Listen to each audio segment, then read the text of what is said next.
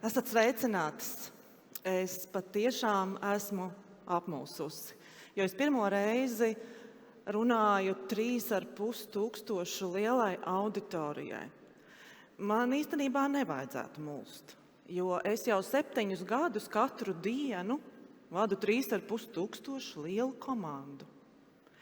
Varbūt mans mulsums ir tāpēc, ka šodien man nebūs iespējas runāt par neatliekamo medicīnu un krīzēm. Tas būtu tik vienkārši. Šodien mans uzdevums ir izkāpt no komforta zonas un runāt par lietām, par kurām es nekad līdz šim publiski neesmu runājusi. Lai es justos pašpārliecinātāk, es uzvilku kurpes uz augstiem papēžiem.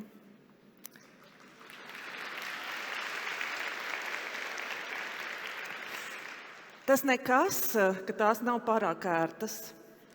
Tas nekas, ka es varu paslīdēt uz papēžas kādas slidenas grīdas, man kaut kur var iesprūst tas papēdis vai vispār nolūst, un reiz tā ir gadījies. Bet tās dod man pašapziņu, un tā jau mēs sievietes darām, kad gribam justies pašapzinīgas, stipras, skaistas, elegantas, mēs uzvelkam augstupēžu kurpes. Es ļoti labi atceros pirmo reizi, kad es uzvilku augstupēžu kurpes. Tās bija ļoti, ļoti skaistas kurpes. Tādas zamšādas ar lakādas ielaidumu, tur bija arī sprādzīta un apotīta tāda siksniņa. Tās bija mammas labākās kurpes. Un es nezinu, kāpēc es tā darīju. Rītā, kad es to izdarīju, man uz galda virtuvē stāvēja zīmīte, nodod piena pudeles un nopērts maizi. Un es uzvilku mammas labākās kurpes, lai nokāptu lejā pat no 3. stāva, iziet cauri savai sētai, pāriet pāri ielai, izietu cauri piečurātai vārtrūmē līdz taras punktam, nodot pudeles un aiziet līdz maizes veikalam. Cik gan daudz pašapziņas ir tādā mazā 7-gadīgā meitenē. Es gāju pa ielu, augsti paceltu galvu garām sievietē pie konditorijas, viņa uz mani noskatījās, es uz viņu nē, un taisni gāju uz priekšu mājās. Kājas ļodzījās, es beigās paklupu kāpot pa kāpnēm augšā, tās kurpes man tomēr bija pa lielu, nobrāzu celi, saskrāpēju kurpēm papēdi. Man tas likās sīkums, tāpat kā mammai likās sīkums man saskrāpētais celis. Jā. Vai mēs atceramies visas reizes, kad esam strostēti? Šo es ļoti labi atceros. Pēc tās reizes es īstenībā ilgi vairs nevilku augstupēžu kurpes. Un vispār nebija arī tādas iespējas, jo nāca Padomju Savienības sabrukuma gadi. Mana ģimene nekad nav bijusi pārtikusi, turīga, drīzāk nabadzīga. Bet tie gadi bija ārkārtīgi smagi. Un toreiz man 2 ziemas pēc kārtas nebija ziemas zābaku. Lai es varētu aiziet uz skolu, toreiz ziemas bija savādākas kā tagad, ticiet man, kas nav to piedzīvojis. Es vilku kājās tādus apavus, kas bija kaut kas starp kurpēm un puszābakiem.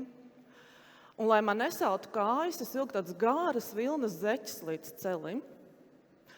Un, kad es aizgāju uz skolu, es tās zeķes novilku, un tie kļuva par maniem maiņas apaviem. Es to laiku atceros kā tādu, ka man visu laiku sala kājas, viņas visu laiku bija slapjas, un man visu laiku bija kauns. Un toreiz es kā Keiko sev apsolīju, ka darīšu visu, pilnīgi visu, lai man nekad nebūtu jāsteigā ziemā bez zābakiem. 14 gadu vecumā es aizgāju līdz savai klases biedrenei uz teātra studijas uzņemšanu. Man vajadzēja viņai paturēt roku, kamēr viņa uzstāsies, un pēc tam mēs bijām nolēmuši iet pastaigāties ar viņas pūdeli uz Ziedoņu dārzu. Šo teātra studiju vadīja izcila sieviete Lidija Stiebra. Un varbūt tieši tāpēc, ka viņa bija tik stingra, tik tādā šūtā, skaistā kostīmā, stingru frizūru, matiem un kurpēm uz 9 centimetru papēžu. Viņa vispār uzskatīja, ka zemāks papēdzis sievietē nemaz nedrīkst kurpēm būt. Es jau pēc kādām 20 minūtēm stāvēju uz skatuves un deklamēju Ārijas Elksnes dzejolu Lūgums.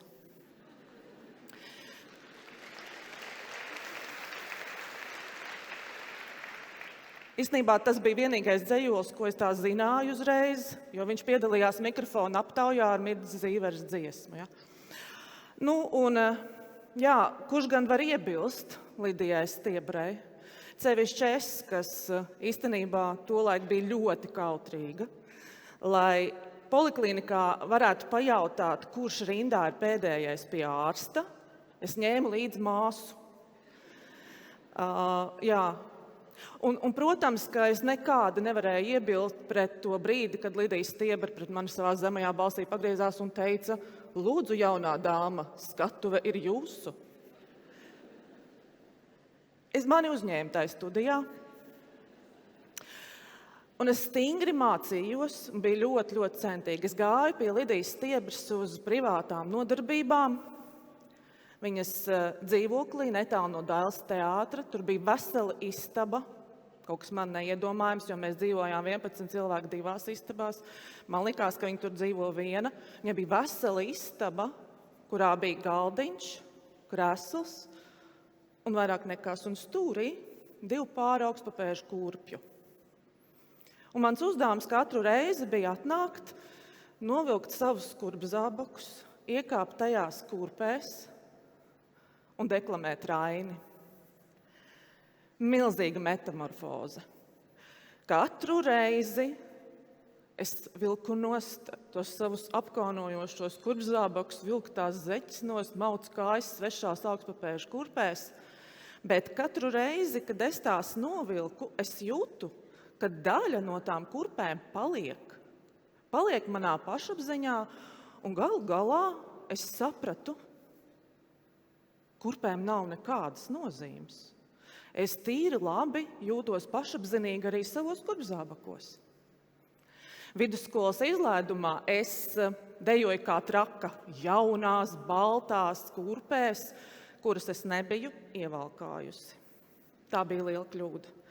Īstenībā lielāko daļu laika es pavadīju skraidot no deju zāles uz pirmo stāvu, bāzu kājas zem augstu ūdens, un tad žļurkstot tām visām kājām skrēju atkal augšā dejot. Es visu nakti domāju par to nāriņu, kas staigā mīlestības dēļ pa stikliem. Es zināju, ka, ja es tās kurpes novilkšu, es viņas apakaļ nedabūšu. Un ar kādu citu metodi es nevarēju izdomāt, kā visu laiku atvēsināt kājas. No rīta mājās es gāju svešās kurpēs. Un man blakus cēli baltās zeķēs ar milzīgu ziedu pušķi no izlaiduma soļoja mans puisis. Ticiet man, tā pašapziņa, kas man bija tajās vīriešu kurpēs, no rīta ejot pa tukšajām ielām diezgan lielu gabalu, jo sabiedriskais transports vēl negāja, no malas noteikti izskatījās, ka man ir vismaz 9 centimetru papēži. 2. kursā es infekcijas dēļ nokļuvu reanimācijā. Tas bija smags laiks. Un tad, kad man pārveda no reanimācijas uz palātu Stradiņas slimnīcā, tā sirreāli skanēja tie dakteres vārdi, kad iemācīsies sēdēt, dabūsi ratiņkrēslu, tālāk redzēsim. Jaunai meitenei tas nav viegli dzirdēt ko tādu.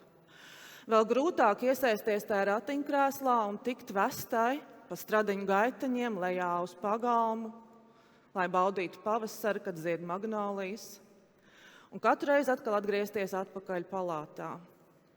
Es toreiz vingroju dienu un nakti. Es nepārtraukti mēģināju kustināt savas nekustīgās kājas, un viņas padevās.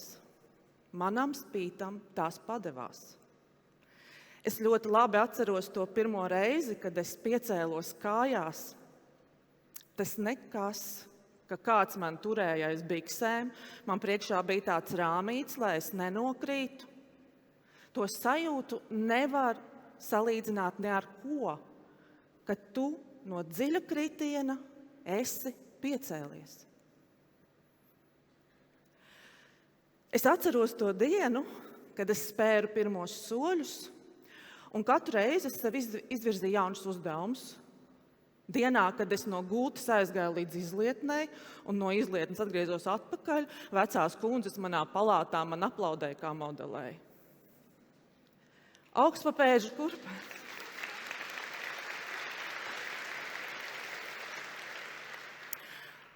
Augstpapēžu kurpēs es atkal iekāpu augstskolas izlaidumā. Tikai es laikam zināju, ko man patiesībā nozīmē šis mirklis. Noiet pa Dailes teātra skatu līdz rektoram un saņemt savu diplomu. Es biju diplomāta fizioterapeite, un tas, ko es darīju tālāk, kā jūs domājat, bija kas? Es mācīju cilvēkiem staigāt.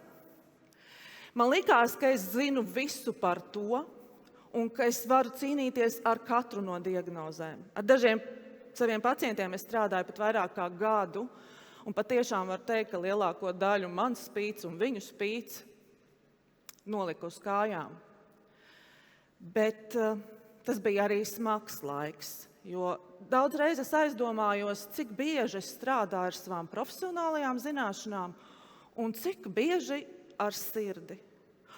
Un cik daudz es kā Keiko esmu gatava atdot katram savam pacientam. Es izdegu, un es pieņēmu savā dzīvē pagrieziena lēmumu. Es mainīju profesiju un devos mācīties pilnīgi kaut ko citu. No medicīnas es tālu gan neesmu tikusi, to jau var redzēt, bet jā, pēc kāda laika mans darbs bija saistīts ar skriešanu augstpapēžu kurpēs starp dažādiem birojiem, no ministrijas uz saimām, uz komisijām, un es iemācījos ne tikai staigāt augstpapēžu kurpēs, bet skriet pa Vecrīgas bruģi. Tā bija lielākā mistērija, ko es vienmēr skrienot domāju, vai tiešām tā esmu es, kas te tagad skrien.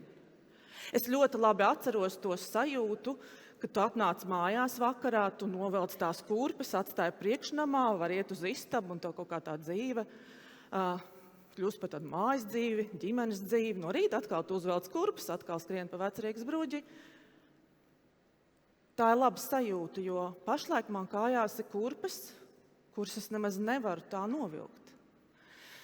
Tās man ir kājās katru dienu, arī naktīs, brīvdienās, svētkos, atvaļinājumos, jo notikumi dienas tā var notikt katru dienu, 24/7 un notiek. Tās ir ērtākās no manām kurpēm. Tiešām. Tajās nespiež kājas, tās ir ļoti stabilas, tām nav papēža, izskatās viņas diezgan briesmīgi un labprātīgi tās neatliekamās palīdzības dienesta kurpes neviena sieviete nevilktu. Bet es, kas ir vilkus kurpes zābakus, daru to ar milzīgu atbildību un prieku.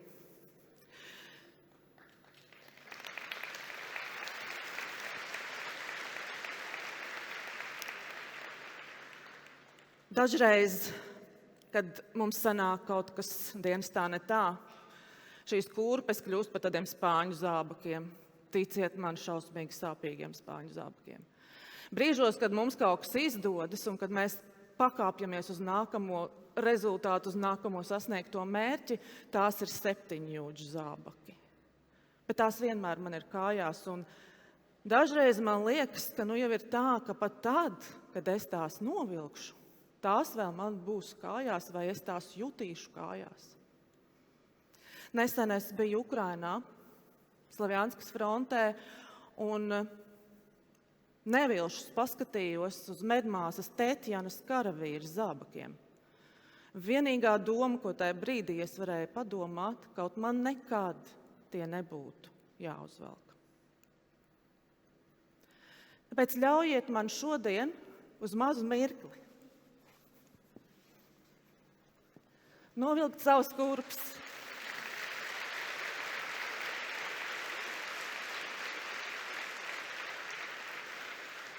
un pastāvēt jūsu priekšā kā tai meitenei, kam ziemā vienmēr sal kājas. Kā tai meitenei, kas pilna pašapziņas vīriešu kurpēs no rīta devās pretī savai dzīvei. Kā tai meitenei, kas piecēlās no riteņkrēsla. Es esmu pieņēmusi dzīvē daudzus labus lēmumus, daudzus ļoti smagus lēmumus, nesājusi visdažādākās kurpes. Bet kaut kur dziļi sirdī es vēl aizvien esmu tā mazā meitene, kas mammas kurpēs iet pa ielu augstu paceltu galvu un pilnīgi vienalga, ko domā tā sieviete pie konditorijas. Un kad jūs pēdējo reizi izkāpāt no savām kurpēm? Sievas, mammas, ārstes, skolotājas.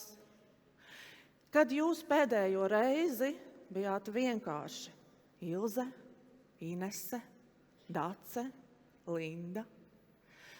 Dažreiz ir ļoti svarīgi izkāpt no savām kurpēm, pastāvēt ar kājām pie zemes, sazemēties un sajust, kas es patiesībā esmu, kad novelku kurpes.